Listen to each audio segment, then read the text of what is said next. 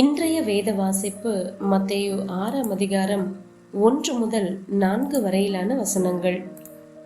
மனுஷர் காண வேண்டும் என்று அவர்களுக்கு முன்பாக உங்கள் தர்மத்தை செய்யாதபடிக்கு எச்சரிக்கையாய் இருங்கள். செய்தால் பரலோகத்தில் இருக்கிற உங்கள் பிதாவினிடத்தில் உங்களுக்கு பலன் இல்லை.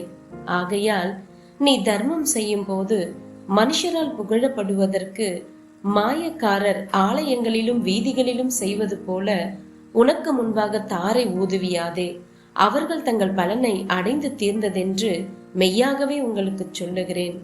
நீயோ தர்மம் செய்யும் போது உன் தர்மம் அந்தரங்கமாய் இருப்பதற்கு உன் வலது கை செய்கிறதை உன் இடது கை அறியாதிருக்க கடவது. அப்பொழுது அந்தரங்கத்தில் பார்க்கிற உன் பிதாதாமே உனக்கு வெளியரங்கமாய் பலனளிப்பார். இன்றைய நற்செய்தி அன்பின் ஈகை. ஆயுஷ் தன்னுடைய காலை சிற்றுண்டியை அனுதினமும் அருகில் இருக்கும் கடையில் வாங்குவது வழக்கம். அதே போன்று ஒவ்வொரு நாளும் தேவையில் இருப்பவர்களின் காலை சிற்றுண்டிக்கான தொகையையும் செலுத்தி அவர்களை வாழ்த்துமாறு கேஷியரிடம் சொல்லுவதும் வாடிக்கை. அந்த உதவியை பெறுபவர்களுக்கும் ஆயுஷுக்கும் நேரடியான தொடர்பு ஏதும் இல்லை. உதவியை பெற்றவர்கள் என்ன நினைக்கிறார்கள் என்பதையும் அவர் பார்ப்பதில்லை.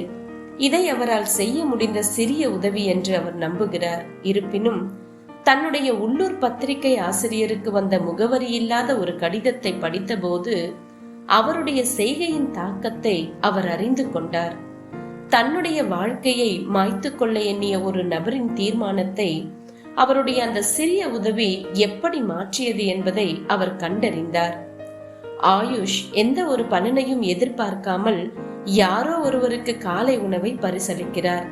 அதன் பாதிப்பையும் அவர் பார்க்க நேர்ந்தது. இயேசு உன் வலது கை செய்கிறதை உன் இடது கை அறியாதிருக்க கடவது என்று சொல்லுகிறார்.